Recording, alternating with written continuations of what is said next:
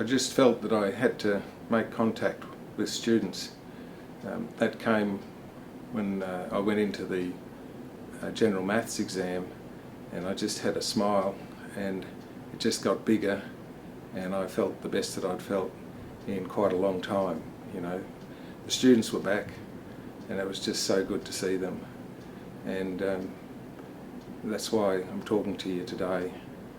That what we're doing as a staff is about trying to make sure that as we get towards the end of the year, all of our students are on track for where they're going to be in 2021. It starts with the seniors. You know, just wonderful that you came in and you did those final exams. That locked off our Unit 3 results, and it means that we can work with some special consideration for people who might have struggled there with that. But as we go forward, we're now preparing for the end of the year, and we know QCAA is going to look after students by taking out some content. We also know that the teachers, in the work they've done this week, are making sure that what they're teaching will get you through the coursework, so that you should be well placed when you get back, and we do that final preparation into those external exams. But I think with Year 11 as well, you know, that there'll be recognition about the internal assessment and how we do Units 1 and 2. So don't worry there either. Your teachers are going to be looking out for you. Chris Ryder from the QCAA said, we just do the right thing by kids. That's what we've got to do.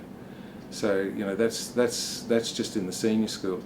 How are we going to handle prerequisites for grade 10s? You know, you might be worried about that. We've already thought that we're going to have some way of accommodating situations where people have struggled because they haven't been able to be at school all the way through the year. And teachers are worried about it. You know, the big anxiety as we met this afternoon and finished up was that it might not work. Parents might interfere in lessons when we're online. What are we going to do with students who just can't get there? And the answer to them was, we've actually need some parents to help their children organise themselves, so they actually do need to be around when the online stuff happening. And they've got to find a way to be like a teacher, you know. And I write in the newsletter as the term finishes that parents are going to find that, in fact, what goes on at school, the teachers aren't the problem. That it's just a difficult thing when you've got a young person trying to get through coursework. And for a parent to be teaching kids at home, that's a really challenging thing to do. So there's documents that we're putting out today. We kind of didn't prepare much in terms of documentation for teachers, for students and staff as we started the week, because we were listening and talking to teachers and trying to figure out what are the things we need to do, what are the things we need to make sure that we attend to. And by the middle of the week, we sort of had a bit of a plan forming about those documents. And by getting those documents for students, parents and teachers, we can all land on the one page. We know as we start term 2, online remote learning isn't going to work because the things we've done we'll know the problems with as we get started. So we'll recalibrate and adjust as we go, and we'll work it out. And so maybe by week 4 we'll have routines happening and things will be working. Now, I haven't talked about what that circumstance might be, because I don't know. I think at the moment though that we'll open as a school, students will be able to come to school, and those that need to stay at home, they'll be staying at home, and they'll get a bit better support now because of the work we've done while at home. Those that come to school will have the advantage of a teacher helping them with their organisational work, and so that might be an advantage for those students who do come to school.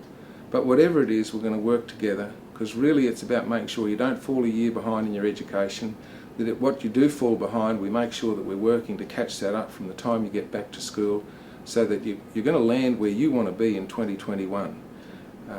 Teachers are missing you. We are looking forward to the time where we get more and more students back to school, but we recognise now it's time to stay home, wash your hands regularly, socially distance yourself. Don't go visiting your elderly grandparents. You have to do that via Skype. All of the things that Scott Morrison and the Chief Health Officers are telling you to do, that's what you must do. And it does seem to be working. There's real signs of hope, and we just need to look where we are in a month's time to know that for sure what Australia is doing is actually working. So looking forward to see you back at school. Thank you very much for listening.